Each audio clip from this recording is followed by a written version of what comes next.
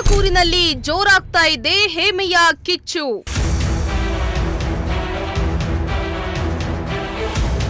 ಹೇಮಾವತಿ ಹೋರಾಟಕ್ಕೆ ಸೋಮಣ್ಣ ಬರುವಂತೆ ಆಗ್ರಹ.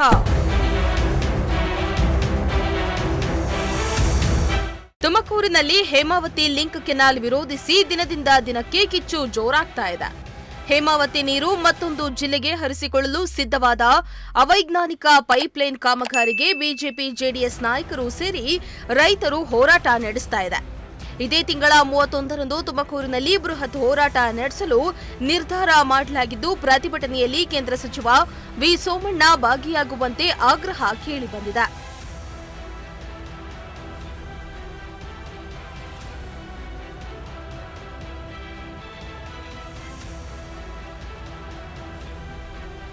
ಗುಬ್ಬಿ ಪಟ್ಟಣದ ಪ್ರವಾಸಿ ಮಂದಿರದಲ್ಲಿ ಹೇಮಾವತಿ ಎಕ್ಸ್‌ಪ್ರೆಸ್ ಲಿಂಕ್ ಕೆನಾಲ್ ವಿರೋಧ ಸಮಿತಿಯು ಪ್ರತಿಭಟನಾ ಪೂರ್ವಭಾವಿ ಸಭೆಯನ್ನ ನಡೆಸಲಾಯಿತು.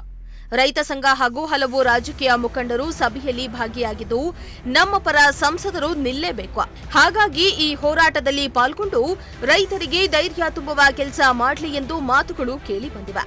ಈ ವೇಳೆ ಬಿಜೆಪಿ ಮುಖಂಡ ದಿಲೀಪ್ ಕುಮಾರ್ ಮಾತನಾಡಿ, ತಾಲೂಕಿನ ಪ್ರತಿ ಗ್ರಾಮ ಪಂಚಾಯಿತಿ ಪ್ರವಾಸ ಕೈಗೊಂಡು ಮನೆಯಿಂದ ಒಬ್ಬರಂತೆ ರೈತರು ಹೋರಾಟಕ್ಕೆ ಬರುವಂತೆ ಮನವಿಯನ್ನ ಮಾಡಲಾಗ್ತಾ ಇದೆ. ಪ್ರತಿಭಟನೆಗೆ ಮಠಾಧೀಶರು, ಶಾಸಕರು ಬರಲಿದ್ದಾರೆ.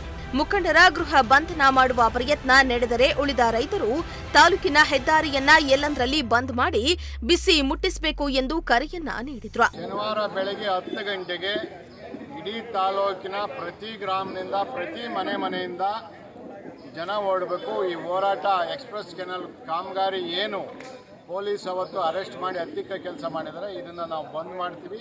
ಮತ್ತು ಪ್ರತಿ ಗ್ರಾಮದಿಂದ ಯಾರ್ಯಾರು ಟ್ರ್ಯಾಕ್ಟರ್ ಇದಾವೋ ಎಲ್ಲ ಟ್ರ್ಯಾಕ್ಟರ್ಗಳು ಓಡ್ತವೆ. ಪೊಲೀಸ್ ಏನಾರ ಇನ್ನೂ ಹತ್ತಿಕ್ಕ ಕೆಲಸ ಮಾಡಿದರೆ ಇಡೀ ಹೈವೇ ಮತ್ತು ಏನು ಚಾನಲ್ ಕಾಮಗಾರಿ ನಡೀತಾ ಇದೆ ಆ ಕೆಲಸ ಬಂದ್ ಮಾಡೋಕ್ಕೆಲ್ಲ ಜನ ಹೆಂಗೆದ್ದಿದ್ದಾರೆ. ಆದ್ದರಿಂದ ಎಲ್ಲ ರೈತ ಬಾಂಧವರಲ್ಲಿ ತಮ್ಮ ಮೂಲಕ ಒತ್ತಾಯ ಮಾಡೋದಿಷ್ಟೇ, ಶನಿವಾರ ಪ್ರತಿ ಗ್ರಾಮದಿಂದಲೂ ಪ್ರತಿ ಮನೆಯಿಂದಲೂ ಜನ ಓಡಬೇಕು. ಹೆಣ್ಣುಮಕ್ಕಳು ಸಹಿತ ಮಹಿಳಾ ಸಂಘದವ್ರಿಗೂ ಎಲ್ಲ ಕಡೆ ಕೊಡ್ತೀವಿ. ಎಲ್ಲ ಸಂಘದ ಪದಾಧಿಕಾರಿಗಳು ಮತ್ತು ಸಂಘಟನೆಯರು ಮತ್ತು ಏನು ತಾಲೂಕಿನಲ್ಲಿ ಯಾವ್ಯಾವ ಸಂಘಟನೆ ಇದೆ ಎಲ್ಲರಿಗೂ ಕರೆ ಕೊಟ್ಟಿದ್ದೀವಿ. ಎಲ್ಲರೂ ಭಾಗವಹಿಸ್ತಾರೆ. ಸುಮಾರು 20-25 ಸಾವಿರ ಜನ ಸೇರೋ ನಿರೀಕ್ಷೆ. ಸೋಮಣ್ಣವರು ಆಲ್ರೆಡಿ ನಮ್ದಕ್ಕೆ ಇದಕ್ಕೆ ಬೆಂಬಲ ಇದೆ, ನಾನು ಇದಕ್ಕೆ ಕೈ ಜೋಡಿಸ್ತೀನಿ, ಇದು ಯಾವುದೇ ಕಾರಣಕ್ಕೂ ನಮ್ಮ ಜಿಲ್ಲೆಗೆ ತೊಂದರೆ ಆಗಲ್ಲ ಅಂತ ಅವರು ಹೇಳಿಕೆ ಕೊಟ್ಟಿದ್ದಾರೆ. ಹಾಗಾಗಿ ನಮಗೆ ನಂಬಿಕೆ ಇದೆ, ಅವರು ನಮ್ಮ ಜೊತೆ ನಿಲ್ತಾರೆ ಅನ್ನೋ ನಂಬಿಕೆ ಇದೆ. ಈಗ ರಾಷ್ಟ್ರದಲ್ಲಿ ಏನು ಇಡೀ ಇಂಡಿಯಾದಲ್ಲಿ ಓಡಾಡಬೇಕಾಗ್ತೈತೆ, ಇಲ್ಲಿ ಬಂದಾಗ ಏನು ಸಮಯಕ್ಕೆ ಅವತ್ತು ಏನಿದೆ, ಅವತ್ತು ಏನು ನಾವು ಭಾಗವಹಿಸ್ತೀವಿ ಅಂತ ಹೇಳಿದರೆ ಅದಕ್ಕೆ ಉತ್ತರ ಕೊಟ್ಟಿದ್ದಾರೆ. ಅವ್ರು ಭಾಗವಹಿಸೋ ನಂಬಿಕೆ ಇದೆ, ಭಾಗವಹಿಸ್ತಾರೆ. 31ನೇ ತಾರೀಕು ಸುಮಾರು ನಾವು ಕರೆ ಕೊಡ್ತಿರೋ ಪ್ರಕಾರ ಪ್ರತಿ ಗ್ರಾಮದಿಂದ ಮನೆ ಮೇಲೆ ಅಂದರು 20-25 ಸಾವಿರ ಜನ ಸೇರೋ ನಿರೀಕ್ಷೆ ಇದೆ.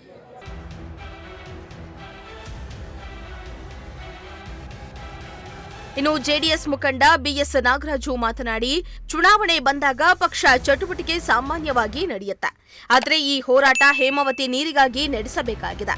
ವೈಕೆ ರಾಮಯ್ಯ ಅವರ ಹೋರಾಟದ ಮಾದರಿಯಲ್ಲಿ ಸಾವಿರಾರು ರೈತರು ನಮ್ಮ ನೀರಿನ ಹಕ್ಕನ್ನ ಪ್ರತಿಪಾದಿಸಬೇಕು ಎಂದಿದ್ದಾರೆ. ನೋಡಿ, ಹೋರಾಟ ಮಾಡೋದು ವ್ಯತ್ಯಾಸ ಆಗುತ್ತೆ ಅನ್ನೋದು ಅದು ಇದಲ್ಲ. ಯಾಕೆಂತಂದರೆ ಕಳೆದ ಬಾರಿ ನಾವು ಪಾದಯಾತ್ರೆನ ಮಾಡಿದ್ವಿ. ಅನೇಕ ರೈತ ನಾಯಕರು ಇರ್ಬೋದು, ಎರಡು ಪಕ್ಷದ ನಾಯಕರು ಇರ್ಬೋದು, ಎಲ್ಲ ನಾವು ಮಾಡಿದ್ದೀವಿ. ಈ ಸತಿನೂ ಸಹ ಏನು ಮೊನ್ನೆ ಬಂದಂಥ ಇದರಲ್ಲಿ ಸುಮಾರು 1000 ಜನ ಪೊಲೀಸ್ನವ್ರನ್ನ ಇಲ್ಲಿ ಹಾಕ್ಕೊಂಡು ಬೆದರಿಸೋ ಅಂಥ ಕೆಲಸ ಮಾಡ್ತಾ ಇದ್ದಾರೆ. ಆ ಬೆದರಿಕೆಗೆಲ್ಲ ನಾವು ಖಂಡಿತ ಆ ಗೊಡ್ಡು ಬೆದರಿಕೆಗೆಲ್ಲ ನಾವು ಎದುರೋದಿಲ್ಲ. ಮುಂದಿನ ದಿನಗಳಲ್ಲಿ ಬರುವಂಥ ಶನಿವಾರ ನಾವು ನಾಳೆಯಿಂದನೇ ನಾವು ಇಡೀ ಪಂಚಾಯಿತಿ ಹೋದ್ದು ನಾವು ಸುತ್ತಿ ಅವೇರ್ನೆಸ್ ಏನು ನಮಗೇನು ಅನ್ಯಾಯ ಆಗ್ತದೆ ತಾಲೂಕಿಗೆ, ಕಳೆದ 25 ವರ್ಷ ನೀವು ಕಣ್ಮುಚ್ಕೊಂಡು ನೀವು ಸುಮ್ತಿದ್ದೀರಾ.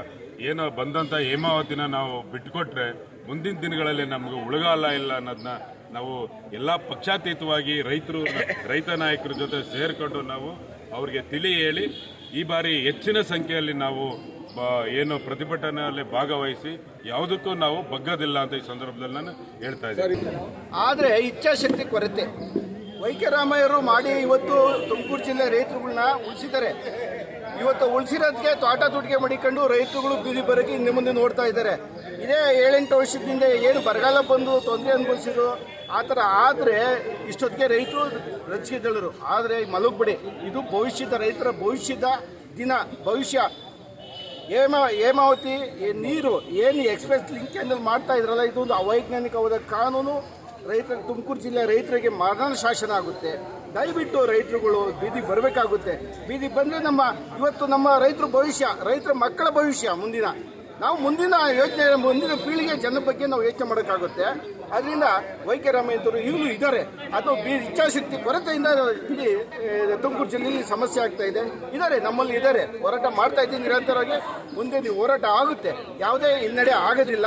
ದೊಡ್ಡ ಮಟ್ಟದಲ್ಲಿ ಹೋರಾಟ ಮಾಡಿ ಹೆಚ್ಚಿನ ಸಂಖ್ಯೆಯಲ್ಲಿ ಸೇರಿ ಏನು ಶನಿವಾರ ಒಂದು ಪ್ರತಿಭಟನೆ ಮಾಡಬೇಕು, ಸರ್ಕಾರಕ್ಕೆ ಎಚ್ಚರಿಕೆ ಹುಟ್ಟಿಸುವಂಥ ಕೆಲಸ ಮಾಡ್ತೀವಿ.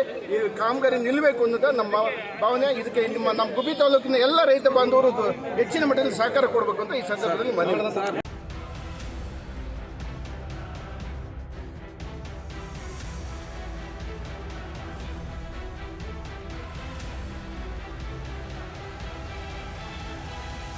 ಇನ್ನು ಪೂರ್ವಭಾವಿ ಸಭೆಯಲ್ಲಿ ಮುಖಂಡರಾದ ಜಿಎನ್ ಬೆಟ್ಟಸ್ವಾಮಿ, ಹೊನ್ನಗಿರಿಗೌಡ, ಯೋಗಾನಂದಕುಮಾರ್, ಆನಲಿಂಗಪ್ಪ, ಸಾಗರನಹಳ್ಳಿ ವಿಜಯಕುಮಾರ್, ಜಿಆರ್ ಶಿವಕುಮಾರ್ ಸೇರಿ ಹಲವಾರು ಮಂದಿ ಉಪಸ್ಥಿತರಿದ್ದರು. ದೇವರಾಜು, ಪ್ರಜಾಶಕ್ತಿ ಟಿವಿ, ಗುಬ್ಬಿ.